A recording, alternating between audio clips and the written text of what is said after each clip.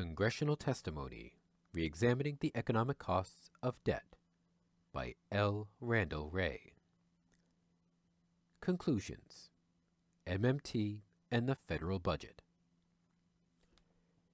One of the common and oft-repeated misconceptions about MMT is that it claims government deficits do not matter.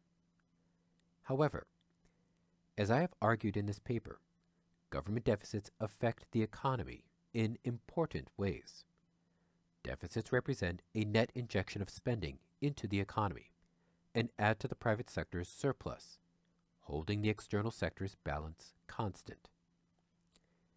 The private sector usually tries to be in a surplus position, as the U.S. current account has been and will continue to be in a deficit over the foreseeable future, and this is largely outside of the control of U.S. policymakers, as the recent experience with tariffs has demonstrated. The government deficit has to be greater than the current account deficit to allow the domestic private sector to net save. Moreover, as I demonstrated in this piece, the government deficit is largely endogenous. Congress can try to lower the deficit by lowering government spending or raising taxes, but these actions can have the opposite effect by lowering growth, which would tend to reduce tax revenues and increase spending on transfers. By the same token, if government stimulus boosts growth through increased spending or tax cuts, the deficit ratio could fall and even move into surplus. Footnote 12. I am not necessarily asserting that a Laffer curve result is inevitable.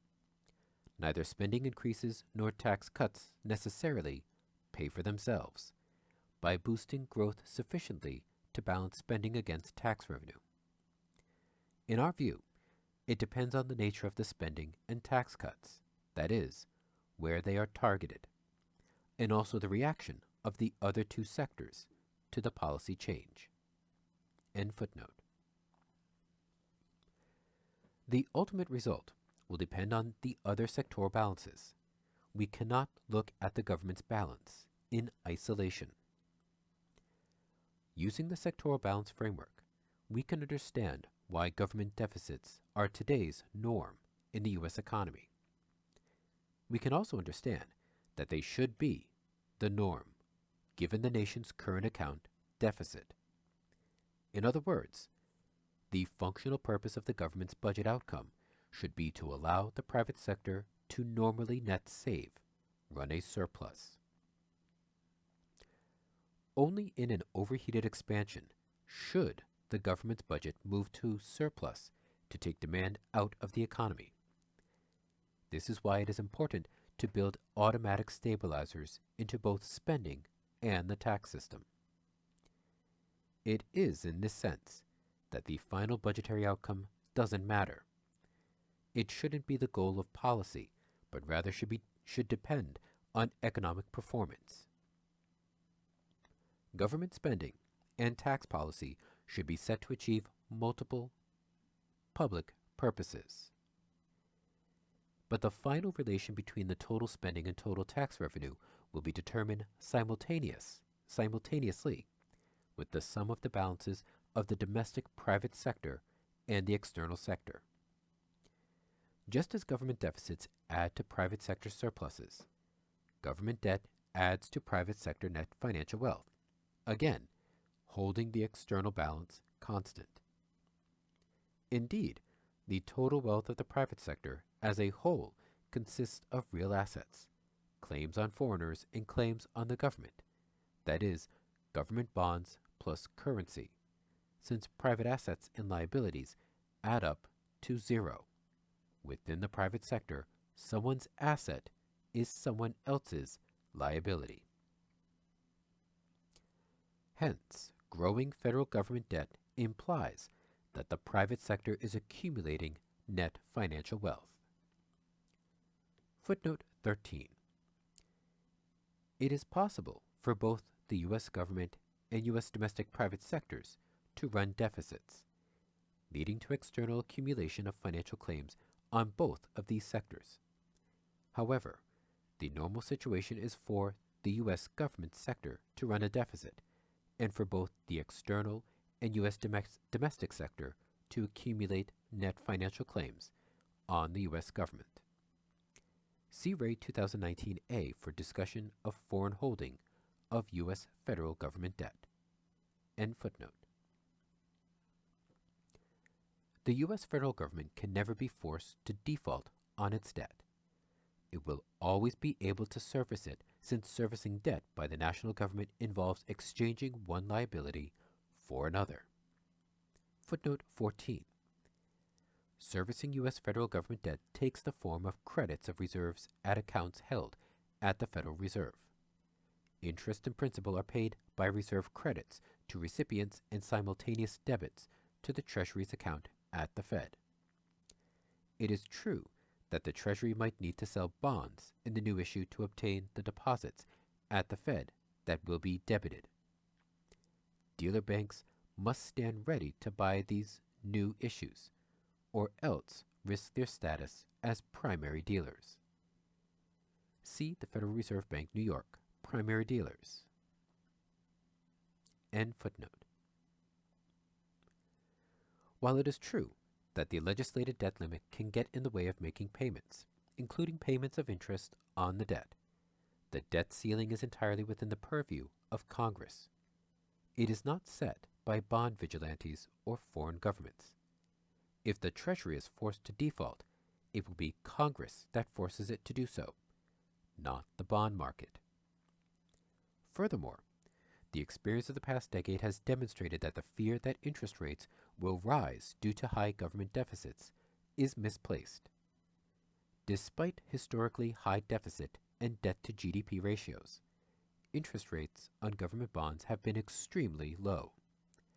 While some view this as anomalous, MMT demonstrates that government deficit spending always creates the wherewithal with which government bonds can be purchased, since deficits add to private sector surpluses.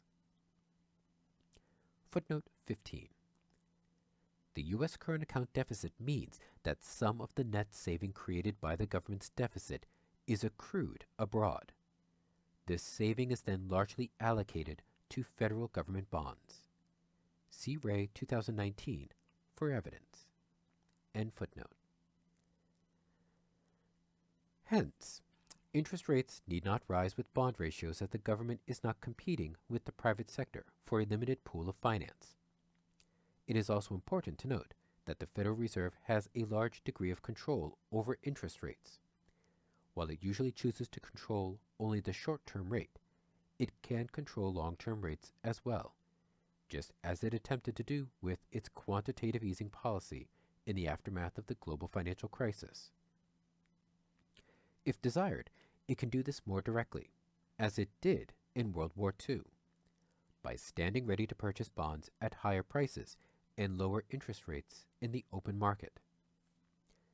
Although MMT has a set of policy prescriptions to achieve full employment and price stability, what I have discussed here is largely descriptive. MMT allows us to look at the economy through a different lens. While economists and policymakers may advocate for reducing government deficits and debt, MMT cautions that what we might be reducing is economic growth, as well as the private sector surpluses and net financial wealth. Hence, instead of saying they want to reduce government deficits and debt, supporters of, quote, fiscal consolidation, end quote, and other such policies should say that they want to lower growth and lower private sector net saving, since that's what the impact of their policies is likely to be. At the very least, supporters of austerity should indicate which of the other two balances will be reduced along with the government's budget deficit,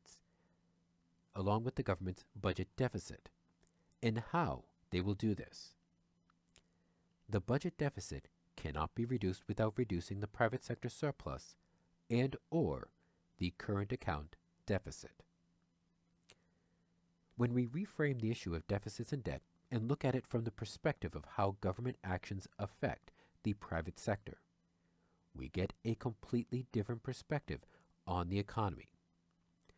This is what MMT economists try to do, to evaluate government, fiscal and monetary policy actions based on their impact on the private sector, rather than on some vague metric of what is an acceptable level of deficits and debt.